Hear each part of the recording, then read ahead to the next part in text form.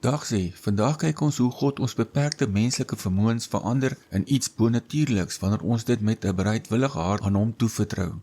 Ons skrifgedeelte vir vandag is Johannes 6 vers 9 wat soos volg lees.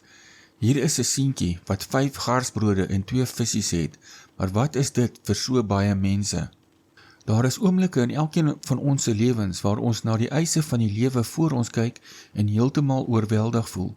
Dalk is dit 'n onverwagse finansiële krisis, 'n onstuimige verhouding of bloot net die geweldige en aanhoudende druk van 'n oorvol skedule.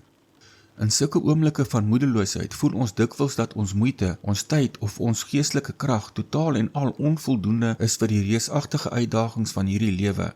Ons voel of ons met absoluut leë hande staan. Net soos die disippels gefokus het op die tekort en die ontoereikendheid van hulle vermoëns, kyk ons so maklik vas in ons eie tasbare tekorte.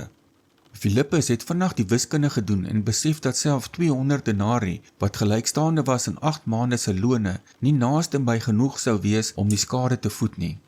Andreas het darm die seentjie met sy klein porsie kos raak gesien, maar hy het dadelik die onmoontlikheid van die situasie beklemtoon deur te vra wat dit nou eintlik vir so 'n enorme skade sou beteken. Tog sien ons by hierdie jong, onbekende seentjie 'n pragtige Bybelse voorbeeld van volkomme geloofsvertroue. Hy het nie skaam teruggedeins omdat sy bydrae menslikerwys onbeduidend was nie. Hy het nie probeer uitwerk hoe sy klein etetjie duisende hongermense gaan versadig nie. Hy het bloot alles wat hy gehad het, onvoorwaardelik en gewilliglik in die hande van die Meester geplaas. Dit is presies hier waar die groot geheim van God se raadsplan lê.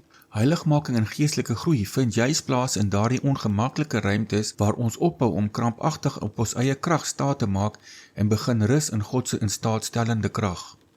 Wanneer ons in geloof ons eie 5 broodjies, het sy dit ons swakhede, ons onsekerhede of ons klein treetjies van gehoorsaamheid is, aan Christus oorgee, neem hy daardie oorgawe en vermenigvuldig dit.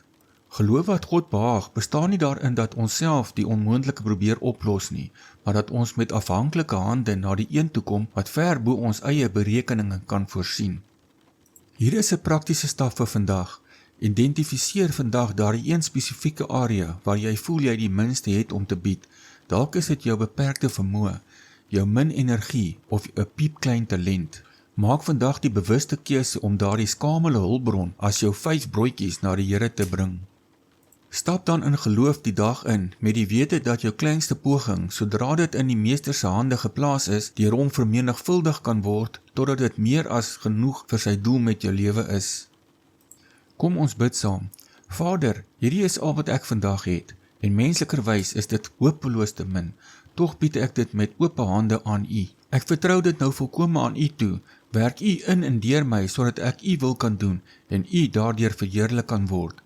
Ek vra dit in Jesus naam. Amen.